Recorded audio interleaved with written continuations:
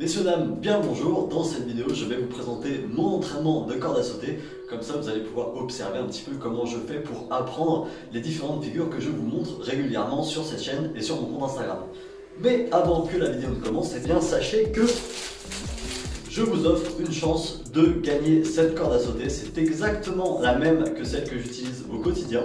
Et tout ce que vous avez à faire pour participer au tirage au sort, c'est de regarder cette vidéo en entier et d'écrire en commentaire « Je participe ».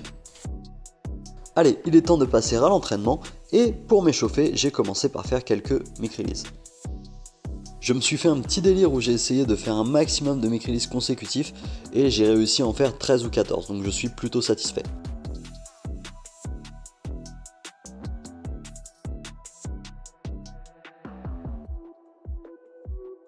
Ensuite, je me suis fait un petit enchaînement avec du mic sous la jambe et du EB mic. Si ces deux figures vous intéressent, il y a des tutoriels sur la chaîne les concernant.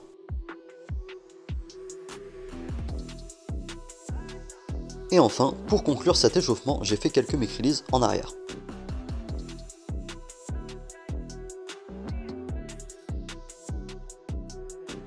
Maintenant, je vais vous présenter les figures sur lesquelles je travaille en ce moment, mais celles-ci sont encore en cours d'acquisition pour moi.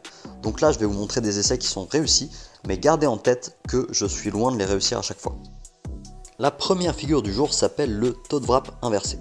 Le toe wrap inversé, c'est une figure sur laquelle on va enrouler la corde autour d'une de nos jambes tout en étant en position de toe inversé. Et pour rappel, au cas où vous l'auriez oublié, un toe inversé, c'est ça. Bon, il me reste du boulot sur cette figure, mais j'ai saisi la mécanique du mouvement, donc je suis confiant, il me reste juste à répéter. Maintenant, je vais vous présenter un type de figure qui s'appelle les flotteurs. Donc je vous en montre un ou deux et ensuite je vous explique de quoi il retourne. Voici donc le Kruger flotteur et le cross flotteur ou flotteur croisé en français.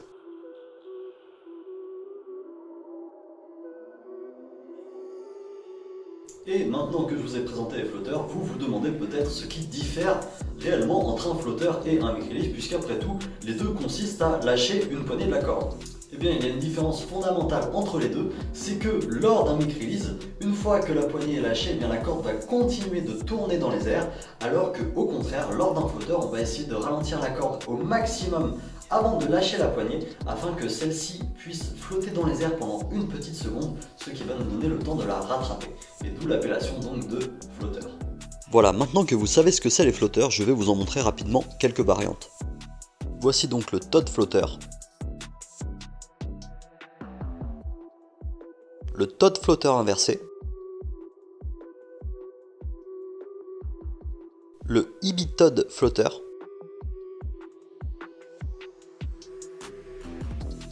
le EB Todd flotteur inversé. Alors celui-là, quand je l'ai réussi, j'étais content et je vais vous montrer pourquoi juste après.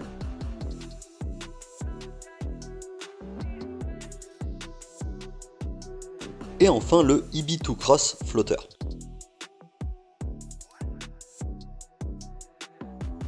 Voilà, donc des flotteurs, il en existe plein d'autres, mais c'est sur ceux-ci que je travaille en ce moment. Et pour vous montrer pourquoi j'étais tout content quand j'ai réussi le EB Todd flotteur inversé, eh bien voici quelques-uns de mes échecs précédents.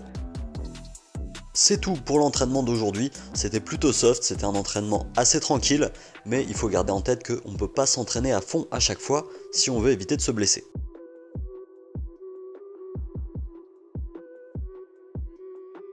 Et voilà, cette vidéo est maintenant terminée, et en ce qui concerne la corde que je vous fais gagner, eh bien j'annoncerai le nom du vainqueur au début de ma prochaine vidéo, et celle-ci devrait sortir d'ici une semaine ou deux. Sur ce, je vous dis à la prochaine, ciao.